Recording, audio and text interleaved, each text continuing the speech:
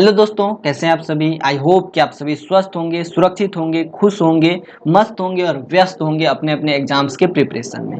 और मैं ये आशा करता हूं कि आप लोगों का जो एग्जाम प्रिपरेशन है ना वो काफ़ी अच्छा चल रहा होगा। और मैं ये कोशिश भी कर रहा हूं कि आपके जो एग्जाम प्रिपरेशन है उसको मैं और भी बेहतर से बेहतर कर सकूं, ताकि आप अपने एग्जाम में अपने क्वेश्चन के आंसर अच्छे से अच्छे तरीके से डील कर सकें। तो इसी कड़ी में आज जो है ना हम लोग डिस्कस करेंगे बीई जीई 142 बुक के 3 यूनिट्स के समरी को हम लोग आज डिस्कस करेंगे।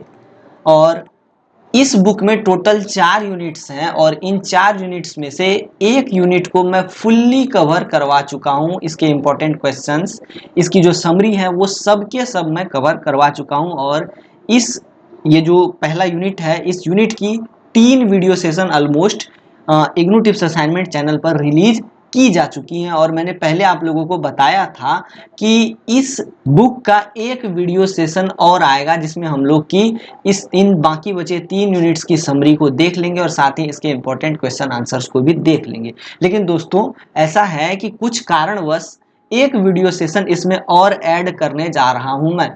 मतलब टोटल अब 5 वीडियो सीरीज हो जाएंगी और इसमें से आज का जो ये वीडियो सेशन है ये चौथा वाला वीडियो सेशन होगा। इसमें हम लोग सिर्फ और सिर्फ समरी को डिस्कस करेंगे। बाकी जो 3 ब्लॉक्स बचे हुए हैं उन तीनों ब्लॉक्स के समरी को आज हम इस वीडियो सेशन में डिस्कस करेंगे। और बाकी जो एक वीडियो सेशन बच जाएगा, 5वां वाला वीडियो सेशन, उसमें हम लोग इन तीनों ब्लॉक्स के जो इंपॉर्टेंट क्वेश्चंस हैं उसको डिस्कस करेंगे। आई होप आप लोग इसको समझ गए होंगे।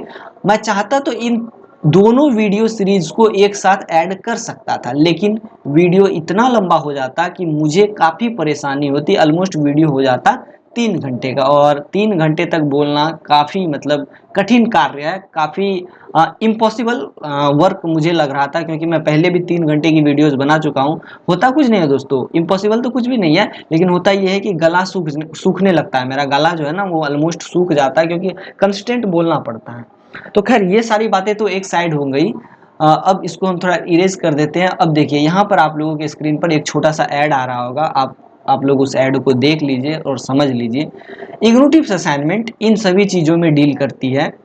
और अगर आप इनमें से किसी भी इग्नू मटेरियल्स को चाहते हैं, आपकी ज़रूरत है, आपको रिक्वायरमेंट है, तो आप ignutipsassignment.com जो वेबसाइट है वहाँ पर से जाकर के इसको परचेज कर सकते हैं, या फिर 9523779253 पर व्हाट्सएप करके ले सकते हैं, या फिर मेल करके, ये वाला जो मेल आईडी है इस पर मेल करके भी आप अपने इग्नू के मटेरियल को प्राप्त कर सकते हैं। और आप चाहे तो मुझे यहाँ पर इंस्टा की जो आईडी दिख रही है आप लोगों को, इसके थ्रू आप मुझे फॉलो कर सकते हैं और आपकी जो क्वेरी है, जो आपकी समस्या है, आप अपनी समस्याओं का सॉल्यूशन भी मुझसे पा सकते हैं। तो खैर ये सारी बातें तो हो गई, अब आगे चलते हैं।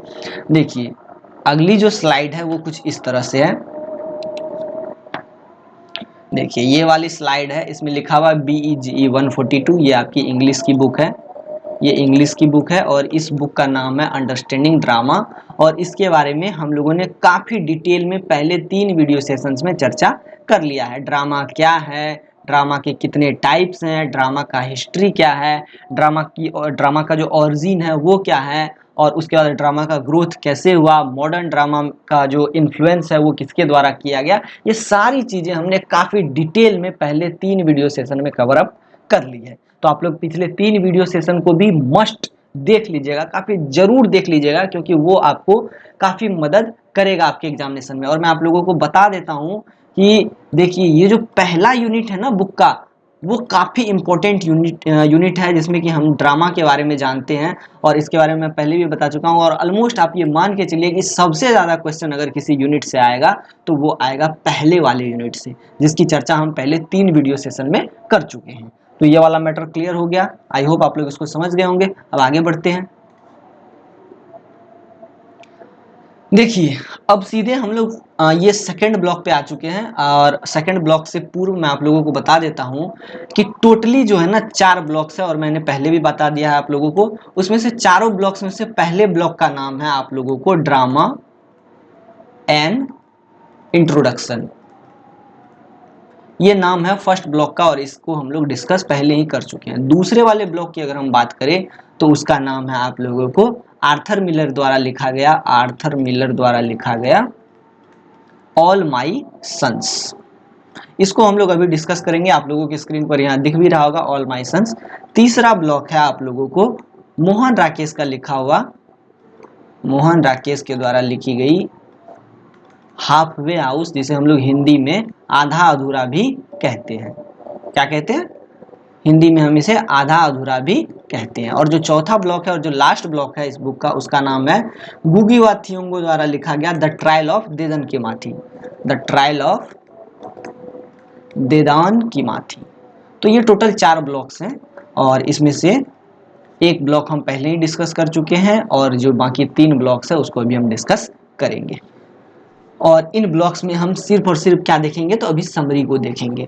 तो इसमें छोटा सा नोट है वो मैं आप लोगों को बता देता हूँ। एक्चुअली जो ऑल माई सन्स है यह एक 3 एक्ट प्ले है और इसको लिखा गया था 1946 में। कब? 1946 ईस्वी में। किसके द्वारा लिखा गया था? तो ये लिखा गया था, आपको एक सेकंड में कलर चेंज कर देता हूँ, कलर कौन सा लूँ, ग्रीन लेता हूँ।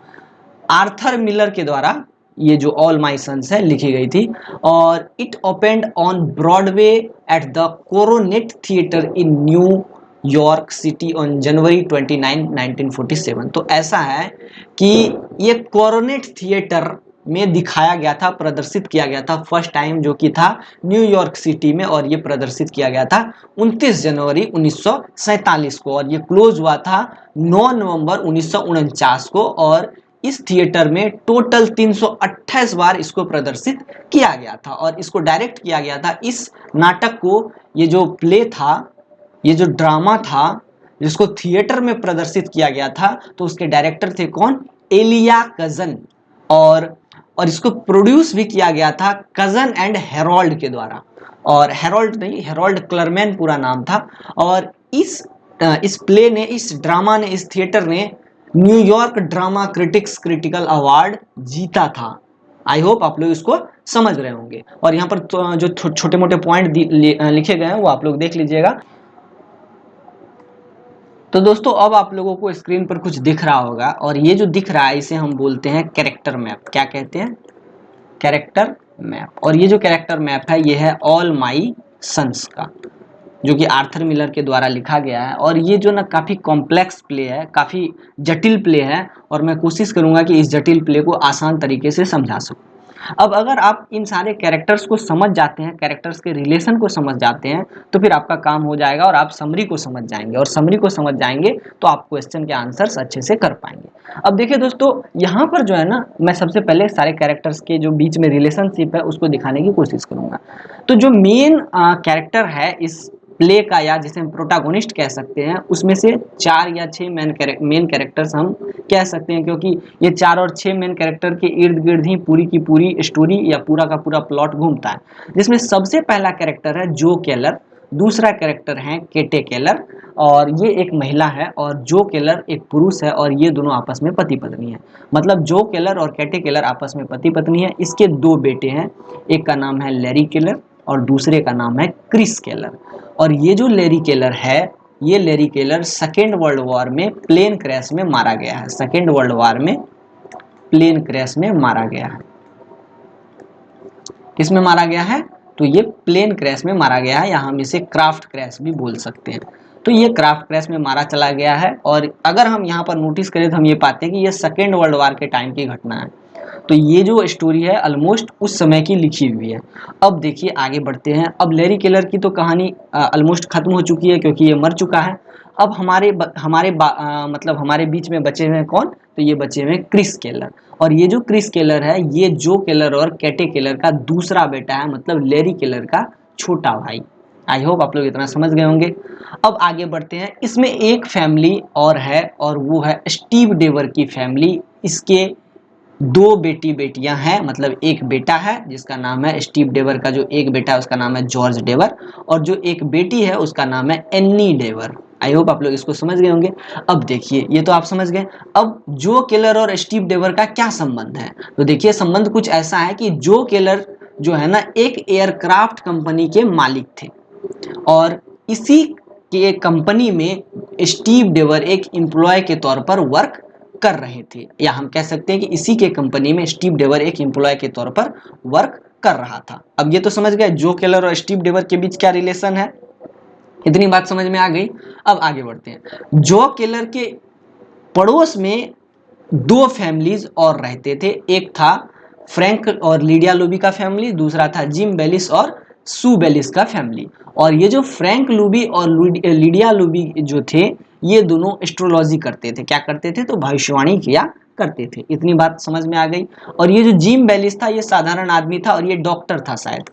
और ये जो सू बेलिस था, सू बेलिस थी, सॉरी, ये जो सू बेलिस थी, ये जिम बेलिस की पत्नी थी। इतनी बात समझ में आ गई। और ये जिम बेलिस और सू बेलिस कौन थे? तो ये जो केलर के नेबर्स थे। और एक नेबर और था बर्ट, जिसकी चर्चा मैं नहीं करूंगा, ये लंबा चौड़ा हो जाएगा। अब देखिए इतनी बात समझ में आ गई। अब स्टोरी जो एक रिलेशन जो है वो अब स्थापित हो चुका है। अब आगे बढ़ते हैं, अब मेन मुद्दे पर आते हैं। एक यहाँ पर और बीच में एक रिलेशन रह गया जो कि मैंने अभी बताया नहीं है, इसी के इर्द गिर्द स्टोरी चलेगी। अब तो देखिए, लैरी केलर की मृत्यु हो चुकी है, लैरी केलर की कहानी खत्म हो चुकी है। लेकिन लैरी केलर की एक लवर थी, एनी डेवर। और ये एनी डेवर कौन है? तो भाई ये एनी डेवर स्टीव डेवर की बेटी है। और ये स्टीव डेवर कौन है? तो यह एक वर्कर थे जॉ केलर की कंपनी में। आई बात समझ में या नहीं आई? अब आगे बढ़ते हैं। देखिए, चूंकि लैरी केलर मर चुका है, तो इसका मतलब है कि ये एनी डेवर जो है, यह अब लैरी केलर की एक्स लवर हुई, या फिर एनी लवर और लैरी केलर आपस में एक्स लवर्स हुए। अब चूंकि लैरी केलर मर चुका है, तो लैरी केलर का जो छोटा भाई है क्रिस केलर, अब यह जो है एनी डेवर के प्रेम में पड़ चुका है। आई होप आप लोग इतना समझ गए होंगे। अब क्रिस केलर को एनी डेवर से लव हो गया है। अब यहाँ से स्टार्टिंग होती है आपको मेन स्टोरी की, और यहाँ से स्टार्टिंग होती है मेन प्ले।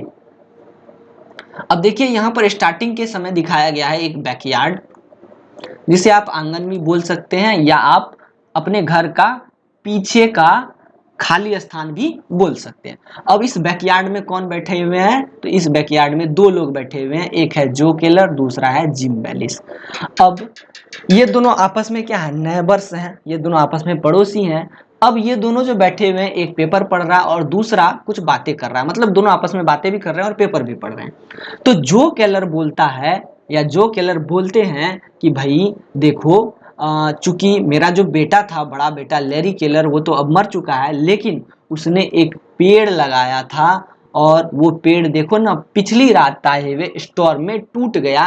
मतलब पिछली रात एक आंधी आई थी, और उस आंधी में मेरे बेटे लैरी केलर द्वारा लगाया हुआ पेड़ टूट गया है। और यही पेड़ जो है ना, मेरे बेटे की याद मुझे दिलाता था, और आज ये भी खत्म हो गया। अब देखिए, इसी बीच में इस प्ले के अंदर एंट्री होती है क्रिस केलर की। और क्रिस केलर बोलता है कि पिताजी, अब क्रिस केलर किसे क्या बोलता है? क्रिस केलर अपने पिताजी जो केलर को बोलता है कि देखिए पिताजी, जो एक लड़की थी ना एनी डेवर, जो कि मेरे बड़े भाई लैरी केलर की लवर थी, उससे अब मैं प्रेम करने लगा हूं, क्योंकि लैरी केलर तो अब रहे नहीं, मेरे बड़े भाई तो अब रहे नहीं, तो अब मैं एनी डेवर से प्रेम करने लगा हूं। और एनी डेवर आज शाम को अपने घर आने वाली है, और शाम में मैं एनी डेवर को प्रपोज करूंगा। तो जॉ केलर कहते हैं कि नहीं, तुम ऐसा नहीं कर सकते हो। दरअसल जॉ केलर को इस बात से समस्या नहीं थी कि क्रिस केलर एनी डेवर से प्रेम करता, बल्कि उसको इस बात से समस्या थी कि उसकी पत्नी जो कैटे केलर है, उसको अभी भी लगता है कि उसका बेटा लैरी केलर मरा नहीं है। और कैटे केलर को इस बात का यकीन बार बार कौन दिलाते थे? तो वो यकीन दिलाते थे फ्रैंक लूबी और लीडिया लूबी। दरअसल फ्रैंक लूबी और लीडिया लूबी का काम था भविष्यवाणी करना। तो बार बार ये लोग अपनी भविष्यवाणी में कैटे केलर को कहते थे कि तुम्हारा जो बेटा है ना, वो मरा नहीं है, वो रिटर्न जरूर आएगा। तो जॉ केलर को इस बात की चिंता सता रही थी कि भाई, अगर तुम, मतलब अगर क्रिस केलर एनी डेवर को प्रपोज करता है, मतलब जॉ केलर कहना चाहता है कि क्रिस देखो, तुम अगर एनी डेवर को प्रपोज करते हो, तो तुम्हारी जो माता है कैटे केलर, वो उसका विरोध करेंगी, क्योंकि तुम्हारी माता को पता है कि एनी डेवर जो है वो लैरी केलर की लवर है। और जब तुम्हारी माता को ये पता है, तुम्हारी माता ये मानती है कि लैरी केलर अब भी जिंदा है, तो वो तुम्हें और एनी डेवर को कैसे एक साथ होने दे सकती है। तो जॉ केलर को इसी बात की चिंता सताए जा रही थी, लेकिन वास्तविकता कुछ और ही थी। वास्तव में तो पहले ही लैरी केलर मर चुका था, और वो प्लेन क्रैश में मर चुका था, लेकिन कैटे केलर, जो कि लैरी केलर और क्रिस केलर की माता थी, उसको इस बात का यकीन नहीं हो रहा था। तो अब आप लोग इतनी स्टोरी समझ गए होंगे। अब आगे बढ़ते हैं। अब आगे में स्टोरी में क्या ट्विस्ट आता है, क्या टर्न आता है, वो मैं आप लोगों को बताने वाला हूँ। अब देखिए ऐसा है कि ये जो स्टीव डेवर हैं, अब हम लोग सेकंड पार्ट की ओर चलते हैं। दरअसल स्टीव डेवर अभी जेल में है। अब स्टीव डेवर अभी जेल में क्यों है, पॉइंट ये उठता है। तो देखिए ऐसा है कि स्टीव डेवर चूंकि एक एयरक्राफ्ट कंपनी में एक एम्प्लॉय था और इसका काम था प्लेन को एक तरह से अप्रूवल देना कि भाई ये प्लेन ठीक है और ये प्लेन खराब है। तो इस स्टीव डेवर ने क्या किया था, गलती से या जानबूझ के जो भी हो, इसने टोटल कुछ प्लेन्स को क्या किए थे, तो अप्रूवल दे दी थी जिसके पार्ट्स खराब थे। स्टीव डेवर ने ये काम किया था। और बाद में क्या होता है कि जब वर्ल्ड वॉर खत्म हो जाता है, वर्ल्ड वॉर में बहुत से सैनिक मारे जाते हैं और ऐसा बताया गया है प्ले में कि टोटल 21 सैनिक या 21 प्लेन उड़ाने वाले जो पायलट थे वो मारे जाते हैं। इस प्लेन की खामियाजे की वजह से, प्लेन की कमी की वजह से, प्लेन में जो डिफेक्टिव पार्ट्स डाल दिए गए थे उसके वजह से ये टोटल 21 पायलट्स मारे जाते हैं। तो इस वजह से जब जांच होती है तो पता चलता है कि उस प्लेन को अप्रूवल किसने दिया था, तो उस प्लेन को अप्रूवल दिया था स्टीव डेवर ने। और इसी वजह से स्टीव डेवर को जेल में डाल दिया जाता है। हालांकि मुकदमा दोनों पर चलता है, स्टीव डेवर और जो केलर दोनों पर, लेकिन बाद में फैसला ये आता है कि स्टीव डेवर ने चूंकि प्लेन्स के पार्ट्स को अप्रूव किया था, इसलिए जिम्मेदार कौन होगा, तो स्टीव डेवर होगा। इतनी बात समझ में आई या नहीं आई? अब आगे बढ़ते हैं। अब मैं इसको थोड़ा इरेज करता हूं। अब देखिए, अब मुद्दा यहां से आगे बढ़ता है। अब देखिए होता क्या है कि स्टीव डेवर को कोलंबस नाम के एक जगह पर शायद रखा जाता है और इसी कोलंबस नाम के जगह पर जॉर्ज डेवर, जो कि स्टीव डेवर का पुत्र होता है, वो मिलने जाता है। किससे, तो स्टीव डेवर से। आई होप आप लोग इतना समझ गए होंगे। जॉर्ज डेवर स्टीव डेवर से कोलंबस नाम के जगह पर मिलने जाता है और उसी दिन वह स्टीव डेवर से मिल करके रिटर्न आता है। और रिटर्न कहाँ आ रहा होता है, तो वो जॉ किलर के पास रिटर्न आ रहा होता है। और आप देख लीजिए एक तरह से वो देखिए सीक्वेंस देखिए, उसी दिन जॉर्ज डेवर भी जॉ किलर के पास आ रहा है और उसी दिन एनी डेवर भी जॉ किलर के फैमिली में जा रही है। अब जॉ किलर को इस बात की चिंता सताने लगती है कि ये जो एनी डेवर और जॉर्ज डेवर जो कि आज मेरी फैमिली में आ रहे हैं, ये मेरी फैमिली का विनाश करने आ रहे हैं, क्योंकि मैंने इसके पिताजी को जेल में डलवाया है। क्योंकि स्टीव डेवर जो है जॉर्ज डेवर और एनी डेवर के पिताजी थे। तो जॉ केलर को अब लगता है कि ये दोनों मिलके मेरे परिवार का सत्यानाश कर देंगे। तो आई होप आप लोग इतनी बात समझ रहे होंगे।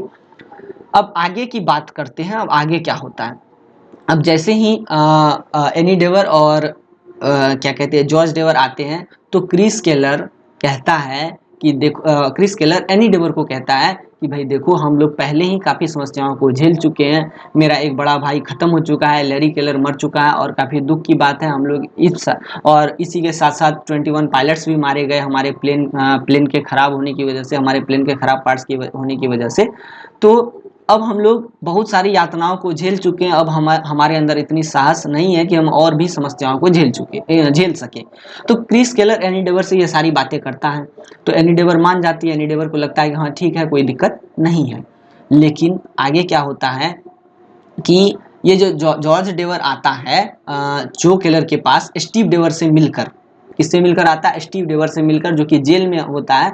तो एनी डेवर को लगता है कि भाई ये जो मेरा भाई जॉर्ज डेवर मेरे पिताजी से मिलकर आ रहा है, मेरे पिताजी स्टीव डेवर से मिलकर आ रहा है, तो मेरे भाई के पास पक्का कुछ ना कुछ इन्फॉर्मेशन होगा, पक्का कुछ ना कुछ न्यूज़ होगा और वो न्यूज़ कुछ खराब ही होगा। तो जॉर्ज डेवर जैसे ही आता है, सच में कुछ खराब न्यूज़ लेकर ही आता है। वो डायरेक्ट किससे झगड़ने लगता है, तो जॉ केलर से झगड़ने लगता है और जॉ केलर को कहता है कि तुम्हारी गलतियों की वजह से आज मेरे पापा जेल में हैं, क्योंकि तुमने ही मेरे पापा को उस दिन पार्ट्स के अप्रूवल के लिए भेजा था, प्लेन के पार्ट्स के अप्रूवल के लिए तुमने ही मेरे पापा को फ़ोन किया था और तुमने कहा था कि तुम्हारी तबीयत खराब है और तुम जाओ स्टीव डेवर और तुम क्या करो, तो सारे प्लेन के पार्ट्स को अप्रूव कर दो, और तुमने जानबूझकर ये किया है और इसके लिए तुम जिम्मेदार हो। इसके बाद जो केलर को जॉर्ज डेवर गाली गलौज देता है, गालियां देता है। उसके बाद थोड़ी देर के बाद जब ये दोनों ये पूरा गर्म हो जाता है, ये पूरे गुस्से में हो जाता है, तो जॉर्ज डेवर बाहर की ओर चला जाता है और उसी के साथ एनी डेवर भी उसको शांत कराने के लिए पीछे की ओर जाती है। तो जो जॉ केलर पूरी दुनिया के सामने जब जॉर्ज उसको गाली दे रहा था, वो ये एक्सेप्ट नहीं करता है कि भाई हमने ऐसा कुछ नहीं किया, तुम जो मुझ पे इल्जाम लगा रहे हो वो मैंने ऐसा कुछ नहीं किया। लेकिन जब जॉर्ज डेवर चला जाता है और एनी डेवर चली जाती है, तब जॉ केलर अपनी पत्नी केटे केलर और क्रिस केलर के सामने ये कबूल कर लेता है कि हाँ, मेरी गलतियों की वजह से आज जो 21 पायलट्स हैं वो मारे गए हैं, मैंने ही उस फॉल्टी पार्ट्स को अप्रूव करने को कहा था। अब ऐसा सुनते ही क्रिस केलर को बहुत बुरा लगता है, वो बहुत सदमे में आ जाता है और वो गुस्से में शाम को घर छोड़कर एक लॉन्ग ड्राइव पर चला जाता है। कहाँ चला जाता है? गुस्से में वो घर छोड़कर लॉन्ग ड्राइव पर चला जाता है। और शाम को बचते कौन है घर में? तो शाम को बस दो लोग रह जाते हैं, एक जॉ किलर, एक कैटे किलर। अब ये दोनों रोते बिलखते हुए बैकयार्ड में बैठे रहते हैं। अब यहाँ पर इतनी स्टोरी समाप्त होती है। अब आगे की ओर बढ़ते हैं। अगला सीन क्या आता है? अब अगला सीन ये होता है कि नेक्स्ट मॉर्निंग क्रिस केलर घर आता है, और जब क्रिस केलर घर आता है तो घर आने पर वो देखता है कि अब बैकयार्ड में 3 लोग हैं, जॉ केलर है, कैटे केलर है और एक लड़की और है, और वो एनी डेवर है जिससे कि क्रिस केलर प्यार करता है। अब एनी डेवर के हाथ में एक चिट्ठी है, और ये चिट्ठी किसके द्वारा लिखी गई है? तो ये चिट्ठी लिखी गई है क्रिस केलर के द्वारा, लैरी केलर के द्वारा। और लैरी केलर ने ये चिट्ठी कब लिखी थी? तो ये लैरी केलर ने चिट्ठी लिखी थी वर्ल्ड वार के समय में, मतलब उसके मृत्यु से 1-2 दिन पहले लैरी केलर ने अपने लवर को चिट्ठी लिखी थी कि भाई देखो, मेरे पिताजी जॉ केलर ने जानबूझकर फॉल्टी प्लेन के या एयरक्राफ्ट के फॉल्टी पार्ट्स को अप्रूव कर दिया है, और तुम्हारे पिताजी ने भी उसमें इसका साथ दिया है। तो मुझे बहुत गिल्टी फील हो रहा है, मुझे बहुत शर्म लग रहा है, मुझे बहुत शर्म आ रही है कि मेरे पिताजी जॉ केलर ने ऐसा काम किया है, और इस वजह से इतने लोगों की जानें जाएंगी या कुछ लोगों की जान जा भी चुकी है। तो इस वजह से अब मुझ में इतनी क्षमता नहीं है कि मैं घर जाकर अपने पिताजी से नजरें मिलाऊं और अपने पिताजी के सामने या अपने पिताजी को जलील करूं। तो इस वजह से मैं यहीं पर अपने प्राण त्याग दूंगा, और तुम जो है आगे अपनी नई जिंदगी की शुरुआत कर लेना, या फिर अपने मेरे छोटे भाई क्रिस केलर के साथ अपनी जिंदगी बिताने लग जाना। ऐसा लैरी केलर की चिट्ठी में लिखा गया है। और ये चिट्ठी अब दिया जाता है किसको? तो ये चिट्ठी अब कैटे केलर को दिया जाता है। अब कैटे केलर जब इस चिट्ठी को पढ़ती हैं तो जो केलर भी इसको सुनता है, और जो केलर इस बात को सुन के काफी हक्का बक्का रह जाता है और काफी पछताता है कि अपने खुद के बेटे का हत्यारा भी वही है, क्योंकि लैरी केलर को पहले से ही पता चल चुका था कि उसके पिताजी ने ही फॉल्टी पार्ट्स को अप्रूव किया है। तो इस वजह से जॉ केलर काफी सदमे में आ जाता है और अपनी आत्मग्लानि को वो झेल नहीं पाता, और वो तुरंत वहां से जाता है घर, और घर में पैक होता है, और पैक होने के साथ ही वो क्या करता है? तो अपने आप को गोली मार लेता है। अब जैसे ही गोली मार लेता है तो कैटे केलर को भी ये पता चल चुका होता है कि लैरी केलर अब मर चुका है, उसका जो बड़ा बेटा है वो अब मर चुका है। जॉ केलर की भी जीवनी यह लीला अब यहीं समाप्त हो चुकी है। अब धीरे धीरे सारी चीजें शांत होती है। कैटे केलर अब क्रिस केलर और एनी डेवर की करवा देती है। कैटी केलर जो कि क्रिस केलर की माँ होती है, अब क्रिस केलर और एनी डेवर की शादी करवा देती है, और इसी के साथ साथ ये वाला जो प्ले है खत्म हो जाता है। आई होप आप लोग इस प्ले को समझे होंगे। और इस प्ले में इतना कन्फ्यूजन है कि मैं भी बीच बीच में कन्फ्यूज हो रहा था कि मैं बोल क्या रहा हूँ। तो अगर कोई गलती रह गई होगी तो मैं उसके लिए माफ़ी चाहूँगा। अगर सही हुई होगी या सही रहा होगा तो खैर कोई बात ही नहीं है, तब तो बहुत अच्छी बात है। अब आगे बढ़ते हैं। अब अगले स्लाइड की हम बात करें तो उसमें जो है वो क्या है? तो वो है हाफवे हाउस। ये तीसरा ब्लॉक है आपके बुक का, और ये हाफवे हाउस को लिखा गया है मोहन राकेश के द्वारा। और ये मोहन राकेश भारत के काफ़ी बड़े ड्रामेटिस्ट हुए हैं, भारत के काफ़ी बड़े नाटककार हुए हैं। और ये हाफवे हाउस दरअसल ये कोई इंग्लिश ड्रामा नहीं है जो कि मोहन राकेश के द्वारा लिखा गया था। एक्चुअली यह एक हिंदी ड्रामा है जिसका नाम है आधे अधूरे। और ये जो है मोहन राकेश के द्वारा लिखा गया था, बाद में इसको क्या किया गया था? तो इंग्लिश में ट्रांसलेट कर दिया गया था। और यह एक ड्रामा है, और यह मिडिल क्लास लाइफ को इंडिकेट करता हुआ ड्रामा है। इसमें मध्यम वर्गीय परिवार की समस्याओं को दिखाया गया है, और मध्यम वर्गीय परिवार की अल्हड़पना को दिखाया गया है। और इसमें 3 कैरेक्टर्स हैं इसमें से, और 5 मेल कैरेक्टर्स हैं। मतलब इसमें 3 फीमेल कैरेक्टर्स हैं, ये मैं बताना भूल गया, यहाँ पर गलती लिख दिया गया।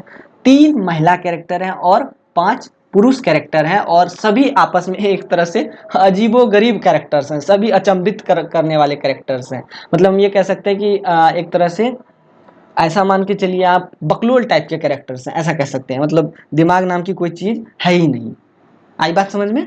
आई होप समझ गए होंगे आप लोग। अब सीधे ड्रामा पे चलते हैं। जैसे ही ड्रामा पे लेकर के जाऊंगा ना, सारी बातें क्लियर हो जाएंगी। अगले स्लाइड की ओर चलते हैं। तो अगला स्लाइड कुछ इस तरह से है।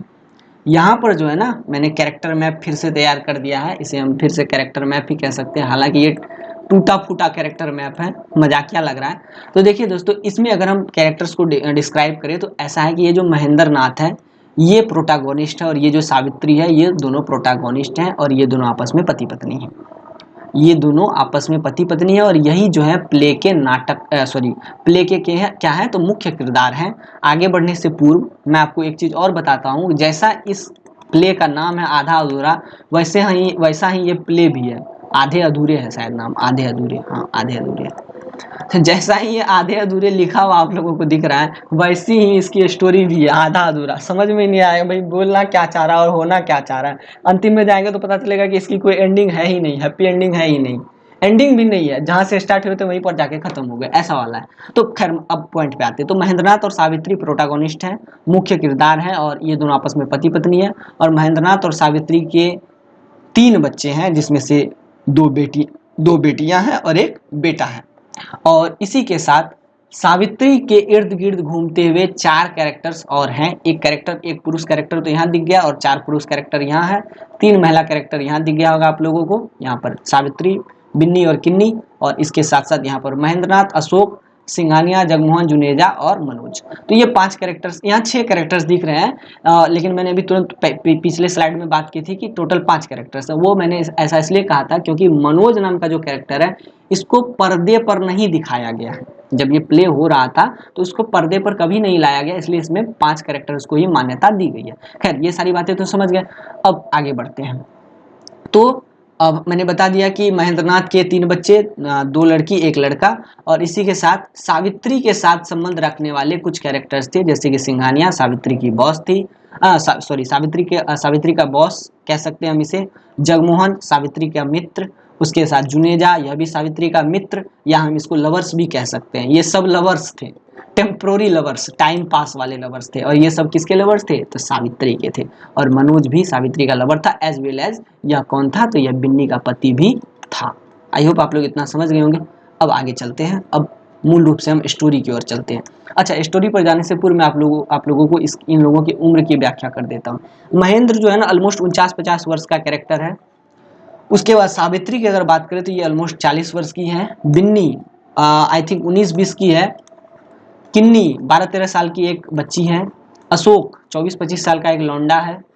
सिंघानिया का बताया नहीं गया है क्या है। और जगमोहन, जुनेजा, मनोज इन सब के बारे में नहीं बताया गया, तो बाकी इन लोगों का बताया गया, तो मैंने इन लोगों के बारे में आप लोगों को बता दिया। अब स्टोरी की ओर चलते हैं। स्टोरी में क्या होता है और क्या नहीं होता है। देखिए, महेंद्रनाथ की बात हम सबसे पहले करते हैं। तो महेंद्रनाथ हालांकि सावित्री का पति है और 49-50 वर्ष का एक अधेड़ है, लेकिन यह निकम्मा है, नकारा है, ये कुछ भी नहीं करता है, क्योंकि इसके पास करने को कोई काम नहीं है। पहले ये बिजनेस करता था, तरह तरह के बिजनेस इसने स्टार्ट किए, लेकिन हर बिजनेस में ये फेल हो गया। और ये बिजनेस जब भी स्टार्ट करता था तो ये अपने एक अच्छे मित्र जुनेजा के साथ अपना बिजनेस स्टार्ट करता था। हालांकि जुनेजा जो है यह अपने जीवन में काफ़ी सफल व्यक्ति है। भले ही जुनेजा महेंद्रनाथ के साथ कितना भी बिजनेस करे, महेंद्रनाथ को कितना भी घाटा हो, लेकिन जुनेजा अपने जीवन में तब भी एक सफल व्यक्ति था। और ये जो जुनेजा है यह सावित्री का टेम्पोररी लवर भी हुआ करता था। और पुराने समय में महेंद्रनाथ की शादी से पूर्व या महेंद्रनाथ के शादी के शुरुआत में भी सावित्री का लवर जुनेजा हुआ करता था। आई होप आप लोग इतना समझ गए होंगे। अब आगे बढ़ते हैं। महेंद्रनाथ की बात मैंने कर ली, अब सावित्री की बात करते हैं। यह एक मिडिल क्लास फैमिली की लेडी है।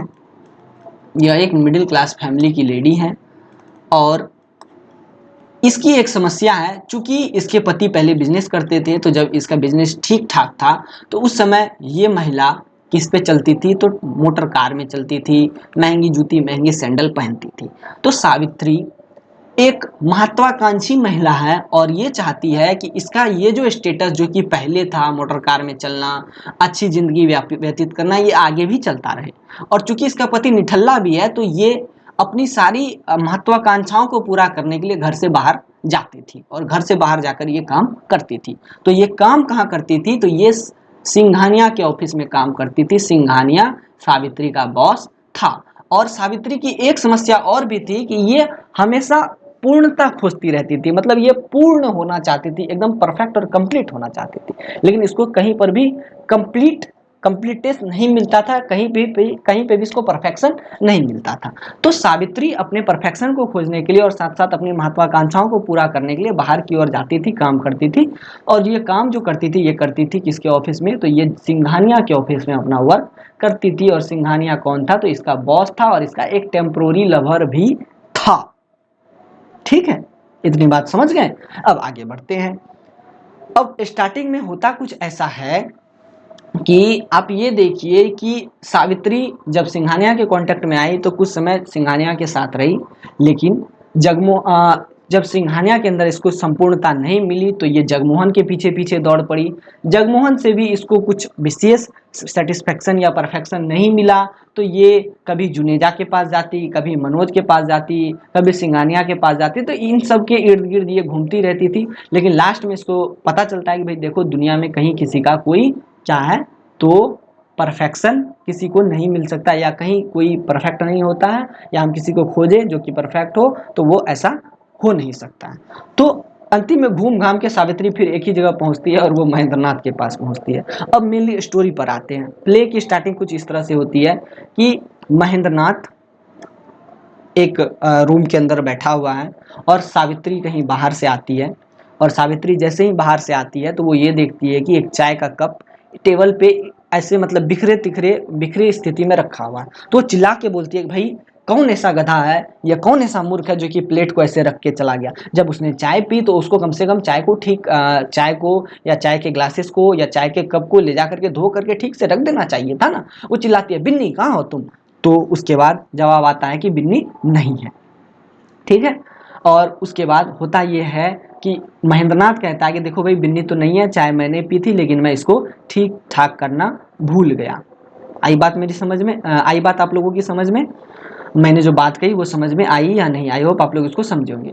अब आगे की ओर बढ़ते हैं। आगे अब ये जो क्या कहते हैं सावित्री है ना, ये महेंद्रनाथ को कहती है कि भाई देखो महेंद्रनाथ या पतिदेव सुनिए, आज सिंघानिया आ रहे हैं और सिंघानिया जो है वो एक तरह से आ रहे हैं और ये एक कह सकते हैं कि यहाँ पर आ रहे हैं और ये हमारे बेटे के नौकरी के सिलसिले में बात करेंगे। अब यहाँ पर एक बेटा है उसका अशोक, इसी के सिलसिले में बात करेंगे। तो महेंद्रनाथ उसको बोलता है कि क्या कहा तूने, कौन आ रहा है? तो सावित्री बोलती है कि हमारे बॉस सिंघानिया आ रहे हैं।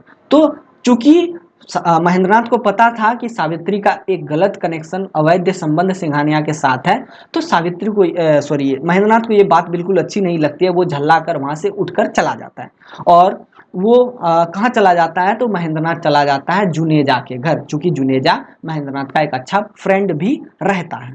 और जुनेजा के घर वो चला जाता है। तो इसी के एब्सेंटी में कौन आता है? तो यहाँ पर आता है आपको सिंघानिया। और सिंघानिया जब आता है तो थोड़ी बहुत बात होती है सावित्री की और अशोक के नौकरी के बारे में बातें होती है। और ये तो इतना तो आप समझ गए। अब हम लोग कहानी के दूसरे एंड की ओर चलते हैं। कहानी के दूसरे एंड में क्या होता है कि मनोज जो कि सावित्री का एक तरह से एक्स बॉयफ्रेंड कह सकते हैं या पुराना यार कह सकते हैं, वो होता है। मनोज अक्सर क्या होता है कि सावित्री के घर आया जाया करता है। क्या होता है? मनोज अक्सर सावित्री के घर आया जाया करता है और ये 40-45 वर्ष का एक व्यक्ति है और ये सावित्री से झूठ मूठ का प्यार करता है। वो आओ सनम जाओ सनम वाला, जैसे कि आज के कल्चर में हो रहा है, ये क्या होता है, यूज एंड थ्रो, इस्तेमाल करो और फेंक दो, ऐसा वाला।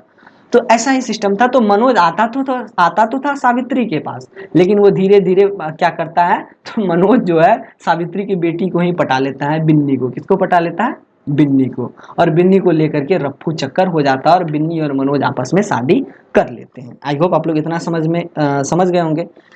अब होता क्या है कि मनोज जो है चूंकि बिन्नी से शादी तो कर लेता है, लेकिन बिन्नी को कोई परफेक्शन नहीं मिलता है। बिन्नी और मनोज आपस में लव तो करते हैं, लेकिन बिन्नी को परफेक्शन नहीं मिलता। अब क्यों नहीं मिलता वो मैं आप लोगों को बताता हूँ। दरअसल मनोज बार बार बिन्नी को टॉन्ट देता है कि तुम उसी खानदान के हो, तुम्हारी जो तुम्हारे घर में कोई ऐसा भी है जो कि बहुत बुरा है, मतलब बहुत ही गिरे हुए चरित्र का है। तो बिन्नी समझ नहीं पाती है कि ये मनोज किसके बारे में बोल रहा है, उसका पति किसके बारे में बोल रहा है। और बिन्नी बार बार इस आंसर को खोजने के लिए बार बार अपने घर वापस आती है, मतलब सावित्री के घर वापस आती है, और ये जानने की कोशिश करती है कि आखिर इसका पति इनडायरेक्टली किस बात पर टॉन्ट दे रहा है उसको। आखिर जो बिन्नी का पति है, बिन्नी ये समझना चाहती है कि आखिर उसका पति मनोज किस बात की टॉन्ट उसको देते रहता है, किस बात की धौंस देते रहता है। तो आप लोग इतनी बात समझ गए। अब आगे बढ़ते हैं। आगे होता क्या है कि एक दिन जिस दिन महेंद्रनाथ गुस्से से जुनेजा के पास जाता है, उसी दिन आपको बिन्नी भी अपने घर आ जाती है उसी आंसर की तलाश में, जो कि बार बार मनोज मतलब उसको उकसाते रहता है कि तुम उसका आंसर जानो। तो इसी बीच में होता क्या है कि बिन्नी के आने से पहले जुनेजा वहां आ जाता है। बिन्नी के आने से पहले जुनेजा सावित्री के घर आ जाता है। और जुनेजा को भेजता कौन है? जुनेजा को भेजता है महेंद्रनाथ। क्योंकि महेंद्रनाथ गुस्से में जुनेजा के घर गया होता है और जुनेजा को जाके बोलता है कि भाई देखो मेरी पत्नी गलत रास्ते जा रही है, तुम जाको मेरी पत्नी को समझाओ। आई बात समझ में या नहीं आई? अब आगे बढ़ते हैं। जुनेजा की बात अगर हम करें तो जुनेजा जब सावित्री के घर आता है तो दोनों में आपस में बातें होती हैं प्रेम वाली, क्योंकि जुनेजा भी तो सावित्री का लवर रह चुका होता है। दिक्कत तो इस बात की है। तो दोनों में बात होते होते क्या होता है कि मामला गड़बड़ा जाता है। मामला गड़बड़ा जाता है तो दोनों में तू मैमो होने लगती है, दोनों में एकदम बकवास होने लगती है। और इसी बीच में क्या होता है कि बिन्नी भी अपने आंसर की खोज में पहुंच जाती है। और इसी बीच में एक घटना और हो जाती है, और घटना वो ये हो जाती है कि महेंद्रनाथ भी जुनेजा के घर से, पहले तो जुनेजा आ जाता है, बाद में महेंद्रनाथ भी जुनेजा के घर से रिटर्न अपने घर की ओर चलता है, और वो भी गेट खोलते ही अंदर पहुंच जाता है। और उसी के साथ साथ एक घटना और होती है। अशोक जो सावित्री का बेटा था वो भी किसी कारणवश बाहर गया होगा, क्योंकि अशोक भी तो निठल्ला ही बैठा रहता था।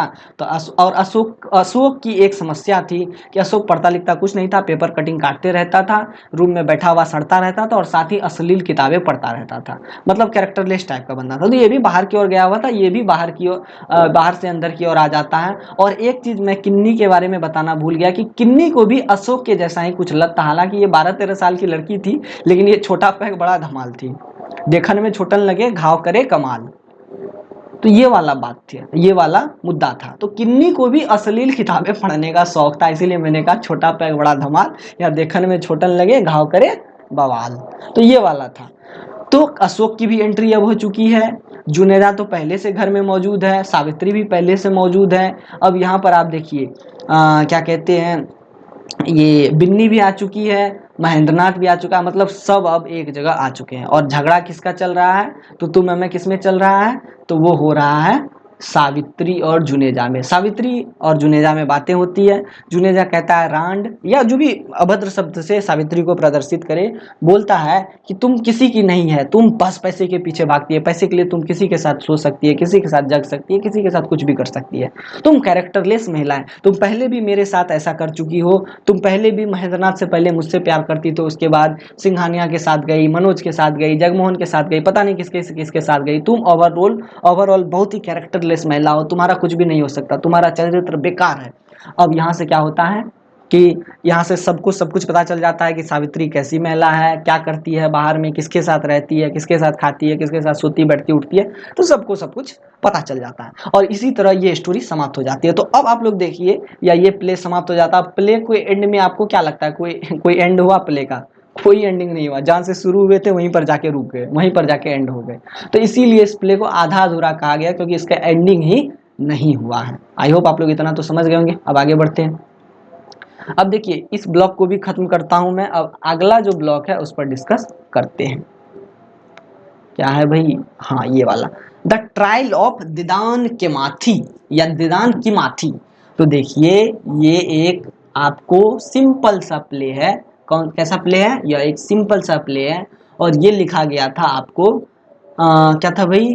गुगी वा थियोंगो, गुगी NGU क्या लिख रहा हूँ मैं भाई, ऐसे यहाँ लिखता हूँ NGUGI, गुगी वा थियोंगो। तो ये प्ले लिखा गया था, द ट्रायल ऑफ देदान की माथी, ये लिखा गया था गुगी वा थियोंगो के द्वारा। यहाँ पर एन साइलेंट रहता है दोस्तों, इसीलिए हम इसे नगुगी नहीं कहते बल्कि गुगी कहते हैं। तो गुगी वा थियोंगो के द्वारा ये प्ले लिखा गया था और ये बिल्कुल सिंपल सा प्ले है। इसमें जो कैरेक्टर है वो एक सिंपल माइंडेड है, फ्लैट कैरेक्टर है और ये हर परिस्थिति में एक ही बिहेव करता है और इसमें ज़्यादा कैरेक्टर्स है भी नहीं और जो कैरेक्टर्स हैं वो फ्लैट टाइप के कैरेक्टर्स हैं। और फ्लैट और कॉम्प्लेक्स राउंड ये सब तो मैं बता ही चुका हूँ, पहले भी बता चुका हूँ, BGC 133 134 और साथ में इसी के पिछले 3 वीडियो सेशंस में भी हमने फ्लैट कैरेक्टर, कॉम्प्लेक्स कैरेक्टर, इन सब चीज़ों के बारे में बातें की। अब सीधे मुद्दे पर आते हैं। तो ये जो द ट्रायल ऑफ देदान की माथी है, एक्चुअली यह एक अफ्रीकन प्रोटेस्ट प्ले है। तो देखिए दोस्तों, अगर हम हिस्ट्री को उलट के देखें तो हम ये पाते हैं कि अफ्रीका एक गरीब देश था, यहाँ खाने की भी समस्या थी, यहाँ खाने तक का पैसा नहीं था इंसान के पास। और इसी चीज़ का फ़ायदा किसने उठाया था? इसी चीज़ का फ़ायदा यूरोपियंस ने उठाया था, अंग्रेज़ों ने इसका फ़ायदा उठाया था। अंग्रेज़ों ने इसको लालच दिया था कि भाई तुमको अगर खाना चाहिए तो तुमको हम कहीं लेके जाएंगे, तुमको वहाँ कुछ काम करना है, तुम वहाँ कुछ काम करो, उसके बदले तुम्हें खाना मिल जाएगा और तुम खाना जब खाना खाओगे तो तुम्हारा काम हो जाएगा। अब ये लोग क्या करते थे, ये यूरोपियंस अफ्रीकन को उठा करके अमेरिका ले जाते थे और अमेरिका में इसको खेतों में काम पर लगा देते थे और खेतों में काम पर लगाने के बाद इन अफ्रीकन्स को भोजन मिल जाता था और यूरोपियंस क्या करते थे, अमेरिकन से उसके बदले पैसा लेकर फिर बिजनेस करने के लिए बाकी दूसरे देशों में चले जाते थे, जैसे कि भारत भी वो बिजनेस करने के लिए आ जाते थे। तो इतनी बात समझ में आ गई। खैर वो तो कुछ और ही मुद्दा है, वो तो कुछ और ही मैटर है, हम लोग सीधे अभी टॉपिक पर आते हैं। तो यह एक अफ्रीकन प्रोटेस्ट प्ले था। एक्चुअली धीरे धीरे जो जैसा कि यूरोपियंस करते आ रहे थे, अफ्रीकन्स को लालच देते देते धीरे धीरे अफ्रीकन्स पर यूरोपियंस ने क्या कर लिया था, तो कब्जा कर लिया था। क्या कर लिया था? तो यूरोपियंस ने कब्जा कर लिया था और इसी वजह से यूरोपियंस के चंगुल से आज़ाद होने के लिए अफ्रीकन्स एक समय के बाद प्रोटेस्ट करते हैं। अफ्रीकन जो है यूरोपियन का विरोध करते हैं और उसी के समय में, मतलब उसी के समय को ध्यान में रखते हुए ये वाला प्ले लिखा गया। दरअसल ये जो देदान की माथी है, ये एक लीडर थे और ये कौन थे, तो यह एक अफ्रीकन प्रोटेस्ट अफ्रीकन प्रोटेस्ट के लीडर थे।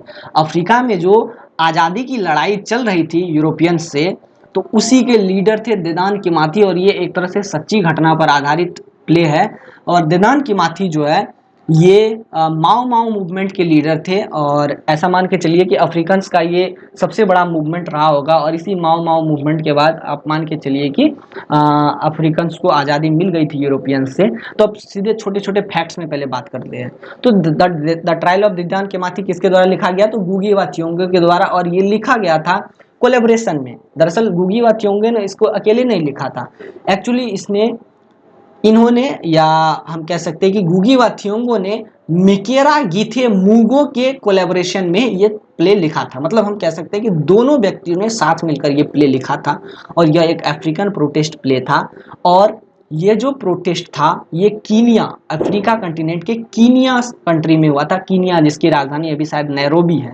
तो कीनिया सिटी में ये मूवमेंट चला था, ये माओ मूवमेंट चला था और ये 1976 में प्रदर्शित किया गया था। और ये एक तरह से हम इसे कह सकते हैं कि ये जो माओ मूवमेंट था, इसे हम कह सकते हैं फ्रीडम स्ट्रगल ऑफ कीनिया, और इसी माओ मूवमेंट को ध्यान में रखते हुए ये वाला प्ले लिखा गया है। तो इतनी सारी बातें समझ गए। अब सीधे चलते हैं टॉपिक पर। इस टॉपिक में, या हम कह सकते हैं कि इस प्ले में जो मेन कैरेक्टर है उसका नाम है देदान के माथी, जो कि एक असली कैरेक्टर है। अब उसके बाद 2-3 कैरेक्टर्स और हैं, जैसे कि एक है सॉ हेंडरसन, ये जो कैरेक्टर है यह साइड कैरेक्टर है और यह एक इंग्लिश जज होता है या यूरोपियन जज होता है। क्या होता है? यूरोपियन जज होता है। उसके बाद एक बैंक एग्जीक्यूटिव है, दूसरा है पॉलिटिशियन, प्राइस्ट है, वुमेन है, बॉय एंड गर्ल है। इन सब चीज़ों के लिए कोई नाम नहीं दिया गया, इसलिए मैंने यहाँ पर भी इसी तरह इसको डिनोट किया है। अब चलते हैं आगे। अब सीधे हम स्टोरी की बात करते हैं। तो ये जो स्टोरी की स्टार्टिंग होती है वो होती है एक आपको व्यवहार न्यायालय से, एक कोर्ट से। कहाँ से? एक कोर्ट से इस स्टोरी की स्टार्टिंग होती है। इस कोर्ट में किसको पेश किया जाता है, तो इस कोर्ट में देदान की माथी को पेश किया जाता है। और ये देदान के माथी के हाथों और पैरों में जंजीरें जकड़ी हुई हैं। क्योंकि ये देदान के माथी एक लीडर थे, और लीडर क्या थे, माओ माओ मूवमेंट के। और ये माओ माओ मूवमेंट क्या था, तो ये अंग्रेजों और यूरोपियंस के खिलाफ था। तो देदान के माथी को अरेस्ट कर लिया गया था और झूठे मुकदमे में इसको फंसाया गया था। एक्चुअली देदान के माथी के पास एक पिस्टन थी और पिस्टन का लाइसेंस उनके पास नहीं था। तो देदान के माथी को इसी पॉइंट से गिरफ्तार किया गया था और उसको कोर्ट में पेश किया गया था। और कोर्ट में पेश करने के दरमियान वहाँ वो पाते हैं कि जो कोर्ट में जो जज है वो एक यूरोपियन जज है जिसका नाम है सॉ हेंडरसन। सॉ हेंडरसन उसको कहता है कि भाई देखो, तुम्हारे पास जो गन है और वो लोडेड है, और उसके पास तुम्हारा तो उसका जो लाइसेंस है तुम्हारे पास नहीं है, तो ये एक समस्या है। तुम अपने गुनाह को कबूल कर लो और तुम्हें तुम्हारी सज़ा जो है कम कर दी जाएगी, और तुम जो है ना एक तरह से अपने मूवमेंट जो तुम चला रहे हो, अवैध जो मूवमेंट, अवैध जो आंदोलन चला रहे हो, गलत आंदोलन, उसको भी रिटर्न ले लो, तुम्हारी माफ़ी, तुम्हारी जो सज़ा है वो माफ़ कर दी जाएगी। तो देदान के माथी कुछ बोलते नहीं है, बल्कि देदान के माथी टपक कर बोलते हैं, या ऐसा मान लीजिए कि देदान के माथी सॉ हेंडरसन की बात को काटते हुए बोलते हैं कि आप ये बताइए कि ये कैसे हो सकता है कि अफ्रीकन अदालत में अफ्रीकी गुनहगार के पास या अफ्रीकी गुनहगार के सामने एक यूरोपियन जज को रखा जाए। ये कैसे सही हो सकता है कि एक यूरोपियन जज अफ्रीकी अदालत में अफ्रीकी लोगों के लिए एक सही फैसला सुनाए। तो इससे क्या कहते हैं, सॉ हेंडरसन है वो गुस्सा हो जाते हैं। तो सॉ हेंडरसन जब गुस्सा हो जाते हैं तो यहाँ पर पर्दा गिरता है, और यहाँ पर अब फ्लैशबैक दिखाया जाता है। मतलब यहाँ पर जो स्टोरी है इसको हम 1 सेकंड के लिए स्टॉप करते हैं। अब इसके बाद फ्लैशबैक देखेंगे कि पहले क्या घटना घटित हुई देदान के माथी के साथ, देदान के माथी को क्या क्या यातनाएं दी गई, और देदान के माथी कैसे गिरफ्तार हुए, यही सब चीज़ें हम देखेंगे। फिर बाद में हम आएंगे इसी जगह पर जहाँ से मैं अभी कहानी को तोड़ रहा हूँ।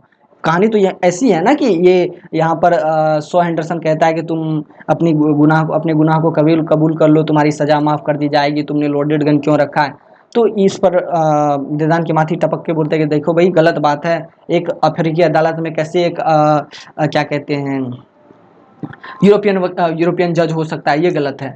तो उसके बाद सो हेंडरसन गुस्सा हो जाता। अब इसके बाद ये जो देदान की माथी है उसकी ओर से अब अफ्रीका के फ्लैशबैक को दिखाया जाता है कि अफ्रीका में कैसा रिच कल्चर था, कैसे अफ्रीकन लोग अपने कबीले में रहकर खुश रहते थे, अपने धर्म के देवता को मानते थे, अपने कबीलाई देवता को मानते थे, खुश रहते थे। कैसे ये अंग्रेज़ आया, और फिर कैसे ये अंग्रेज़ आए और धीरे धीरे मिशनरियाँ आई, ईसाई मिशनरियाँ आई, कैसे यहाँ पर वाइट लोग आए, गोरे लोग आए, और कैसे इन्होंने अफ्रीकन्स का दमन करना स्टार्ट किया, अफ्रीकन्स पे कब्जा करना स्टार्ट किया, और कैसे अफ्रीकी लोगों को गुलाम बनाया।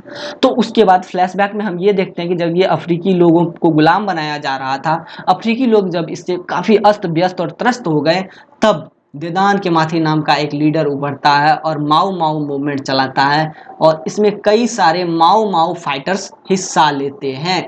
माओ माओ मूवमेंट चलाया जाता है देदान के माथी की ओर से, और इसमें कई सारे माओ माओ फाइटर्स हिस्सा लेते हैं। और ये जो माओ माओ फाइटर मूवमेंट का जो लीडर है देदान के माथी, ये काफ़ी फेमस हो जाता है। और ये जो देदान की माथी है यह एक तरह से ऐसा मान के चलिए कि यूरोपियंस के लिए उस समय अब एक तरह से गले की हड्डी की तरह हो जाता है, जिसको ना तो यूरोपियंस अंदर की ओर ले सकते हैं ना ही बाहर की ओर ले सकते हैं। तो इस वजह से देदान की माथी को क्या होता है, तो किसी न किसी झूठे जुर्म में फंसा करके देदान की माथी को गिरफ्तार कर लेते हैं यूरोपियंस, और उसको 4 तरह के परीक्षण से गुजारते हैं, 4 ट्रायल्स से गुजारते हैं।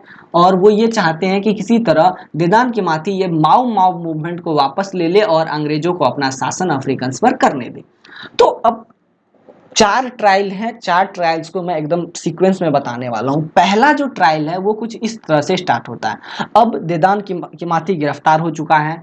गिरफ्तार होने के बाद इसको एक जेल में डाल दिया गया है, और जब जेल में डाल दिया गया है, चूंकि यह उस समय देदान की माथी काफ़ी फेमस लीडर था, तो इसको जेल में अचानक से मरवाया भी नहीं जा सकता था, क्योंकि अगर मार दिया जाता अचानक से तो अंग्रेज़ों के खिलाफ अफ्रीकन्स का गुस्सा और बढ़ जाता और कुछ भी हो सकता था। तो देदान की माथी के फेमस होने की वजह से देदान की माथी को मौका दिया जाता है कि भाई तुम अपने मूवमेंट को वापस ले लो और अंग्रेज़ों को अपना कार्य करने दो। तो पहला जो ट्रायल या पहला जो परीक्षण या पहला जो मौका मतलब दिया जाता है देदान की माथी को, वो कुछ इस तरह से होता है। पहले होता क्या है कि यही शो हेंडरसन कोर्ट में जाने से पहले कहाँ जाते हैं, तो जेल में जाते हैं, और शो हेंडरसन उसको कहते हैं कि भाई देखो तुम जो है ना अपना ये मूवमेंट वापस ले लो और तुम अपना गुनाह कबूल कर लो, सरकार तुम्हारे गुनाहों को माफ़ कर देगी, जो यूरोपियन गवर्नमेंट है तुम्हारे गुनाहों को माफ़ कर देगी और तुमको जाने देगी। तो इस पर ये आपको देदान किमाती कहता है कि तुम झूठे हो, मैं जब अपना गुनाह कबूल कर लूंगा तो तुम मुझे फांसी पर चढ़ा दोगे, सूली पर चढ़ा दोगे और मेरी हत्या करवा दोगे। तो इस पर शो हेंडरसन कहते हैं कि तुम इस देशभक्ति का क्या करोगे, तुम्हारा भाई ही हमारे साथ में है, तुम्हारा जो भाई है बम्ब्रेरिया यह तो हमारे साथ में है, तुम क्या करोगे। अब तुम ये करो कि तुम अपने गुनाह को कबूल करो और माओ माओ फाइटर्स को कह दो कि वो अपना आंदोलन वापस ले ले और अंग्रेजों को अपना काम करने दे। इस पर थोड़ी तीखी नोक झोंक होती है आपको शो हेंडरसन और देदान किमाती में, और अंतिम में क्या होता है कि गुस्से से शो हेंडरसन उस जेल से निकल जाता है। थोड़ी तीखी नोक झोंक में क्या होता है कि लड़ाई भी हो जाती है देदान किमाती और शो हेंडरसन में, थोड़ा बहुत धक्का धुक्की भी हो जाती है। तो उसके बाद क्या होता है कि ऐसा उसके बाद थोड़ा बहुत जान बचाने के लिए आप ये मान के चलिए कि गार्ड्स लोग आते हैं और शो हेंडरसन को बचाकर लेके जाते हैं। खैर, तो दूसरे ट्रायल से जाने से पूर्व मैं एक बीच की स्टोरी बोलना भूल गया हूँ। पहले ट्रायल दूसरे ट्रायल को मैं बताऊंगा, पहले ट्रायल को तो मैं बता चुका हूँ, लेकिन पहले ट्रायल से एक घटना और घटित होती है, पहले ट्रायल से पहले एक घटना और घटित होती है। चूंकि जब देदान किमाती को जेल में डाला गया होता है, और आप सभी जानते हैं कि देदान किमाती अपने आप में उस समय माओ माओ मूवमेंट के फेमस लीडर थे, तो उसको लोग काफ़ी ज़्यादा चाहते थे। तो उसी बीच में एक कैरेक्टर की एंट्री होती है, वोमेन नाम के कैरेक्टर की। इसका कोई नाम प्ले में नहीं दिखाया गया तो मैं भी यहाँ वोमेन ही कहूँगा। तो वोमेन नाम के कैरेक्टर की एंट्री होती है और ये वोमेन किसी तरह से आज़ाद कराना चाहती है देदान किमाती को, और इसके पास कोई आइडिया नहीं रहता है। और जब ये सड़क से गुजर रही होती है तो वो देखती है कि एक बॉय और एक गर्ल आपस में लड़ रहे होते हैं। तो वोमेन कहती है कि भाई तुम आपस में क्यों लड़ते हो, अगर लड़ना ही है तो अपने देश के लिए लड़ो और जाओ देदान किमाती को बचा करके लाओ। तो बॉय एंड गर्ल कहते हैं कि भाई देखो तुम बताओ मुझे क्या करना होगा देदान किमाती को बचाने के लिए। तो वोमेन कहती है कि मैं तुम्हें एक आइडिया बताती हूँ, मैं क्या करूँगी कि एक बंदूक को एक ब्रेड के डब्बे में रख दूंगी और इस ब्रेड को डिब्बे को ले जा करके तुमको फ्रूट सेलर को दे देना है, और फ्रूट सेलर क्या करेगा कि उस बंदूक रखे हुए ब्रेड के डब्बे को किसको दे देगा, तो देदान किमाती के जेल वाले गार्ड को दे देगा। और जो देदान किमाती का जो जेल वाला गार्ड है वो क्या करेगा, देदान किमाती को ये ब्रेड दे देगा, और देदान किमाती उसके अंदर ब्रेड के अंदर वो बंदूक को देखेंगे तो बंदूक से वो गोलियां चलाएंगे और आसपास के लोगों को मारकर जेल तोड़कर भाग जाएंगे। लेकिन ऐसा होता नहीं है। दरअसल होता ये है कि ये जो स्टोरी है या ये जो आइडिया है ये फेल हो जाता है, और ये जो फ्रूट सेलर है बंदूक के साथ ही पकड़ा जाता है, और इसी के साथ साथ ये जो गार्ड है जो कि देदान किमाती के जेल में काम कर रहा होता है या देदान किमाती का पहरेदार होता है उसको भी बदल दिया जाता है। तो ये स्टोरी फेल हो जाता है, ये आइडिया फेल हो जाता है। उसी के बाद फर्स्ट ट्रायल है, फर्स्ट ट्रायल मैंने आपको बता दिया। सेकेंड ट्रायल में क्या होता है कि सेकेंड ट्रायल में देदान किमाती से मिलने के लिए कौन आते हैं, तो दो लोगों का समूह आता है। पहला आता है कॉलोनियल गवर्नर, कॉलोनियल गवर्नर उसके साथ में रहता है। दूसरा होता है आपको डेलीगेशन ऑफ बैंकर्स, इसमें 3 लोग होते हैं, एक वाइट मैन होता है मतलब एक यूरोपियन होता है, और उसके बाद एक इंडियन होता है और तीसरा अफ्रीकन होता है।